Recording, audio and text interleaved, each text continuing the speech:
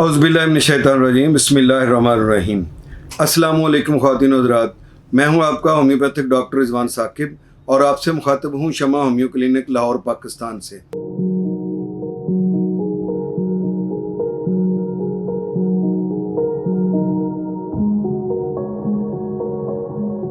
आइए आज बात करते हैं पार्किंसन डिजीज़ के हवाले से। इस मर्ज़ का आमतौर पर ये कहा जाता है कि कोई इलाज नहीं है और ये मर्ज़ आहिस्ता आहिस्ता इसमें इजाफा ही होता जाता है और कोई दवाई कारगर साबित नहीं होती है और इंसान की तमाम सोशल एक्टिविटीज़ कट कर रह जाती हैं, बल्कि वो अपनी जिस्मानी ज़रूरियात के लिए करने वाले काम जो हैं उनसे भी बेचारा कासर हो जाता है। इवन यहाँ तक कि कोई चाय का कप पकड़कर पीना उसके लिए मुश्किल होता है, अपने लिबास को पहनना मुश्किल हो जाता है। तो ये पार्किंसन क्या चीज़ है? ये एक हराम मगज़ में होने वाली बीमारी का नाम है और ये असबी बीमारी है, यानी असाब पे ये असरअंदाज होती है और ये आहिस्ता आहिस्ता बढ़ती चली जाती है और आम तौर पर इसको आम ज़ुबान में राशा कहा जाता है, लेकिन पार्किंसन में और राशे में बहुत फ़र्क है। इसमें पार्किंसन में ये होता है कि इंसान आहिस्ता पहले उसके थोड़ी थोड़ी वाइब्रेशन हाथों में होती है या गर्दन में होती है, लेकिन ये वाइब्रेशन इतनी ज़्यादा बढ़ जाती है कि बाज़ औक़ात उसके लिए फिर खड़े होना भी मुश्किल हो जाता है।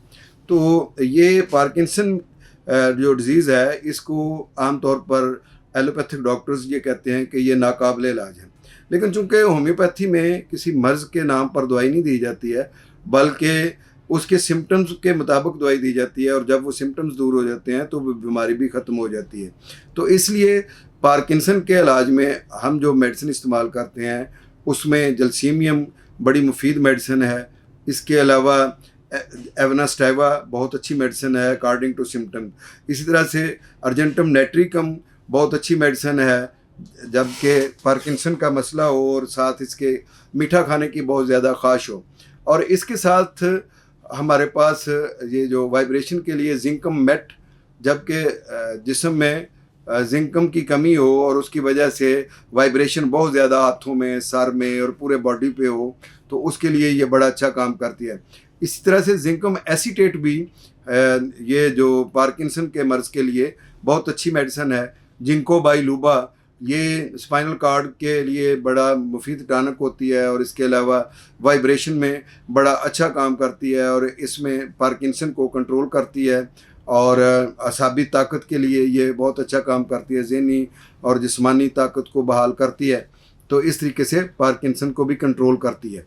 और इसके साथ साथ हमारे पास होम्योपैथी में पार्किंसन डिजीज़ के लिए जो कि हराम मगज़ पर काम करने वाली अद्वियात हैं, उसमें कलकेरिया कार्ब है और इसके अलावा ब्राइटा कार्ब है, बेरियम कार्बोनिकम, ये बड़ा अच्छा काम करती है, ख़ास तौर पर जो बूढ़ों में पार्किंसन होता है और अक्सर ये ज़्यादा उम्र में ही डायग्नोज होता है और ज़्यादा बढ़ने वाली उम्र में ही इस तरह के अमराज जो है वो होते हैं। और ये मर्ज़ आम तौर पर मरूसी तौर पर भी हो सकता है, जिनियाती तौर पर जो है इसको भी देखा गया है कि ये हो सकता है। लेकिन होम्योपैथी में खा मर्ज़ मरूसी हो या वो जो है वो बाद में हुआ है और उसी को ही हुआ है, तो या किसी चोट का शाखसाना है, तो उसके लिए ये बेहतरीन मेडिसिन है। जैसे चोट के वाले से अगर ये मसला हो गया तो उसमें बाज़ औक़ात सम्फाइटम बड़ा अच्छा काम करती है, आर्निका बड़ा अच्छा काम करती है, रूटा बड़ा अच्छा काम करती है और इसके अलावा रस्टॉक्स बड़ा अच्छा काम करती है। तो पार्किंसन की अलामात को बेहतर करने के लिए होम्योपैथी की मेडिसिन को आपको चाहिए कि एक दफ़ा ज़रूर आज़माएँ। बहुत शुक्रिया। अल्लाह हाफ़िज़। अस्सलामु अलैकुम।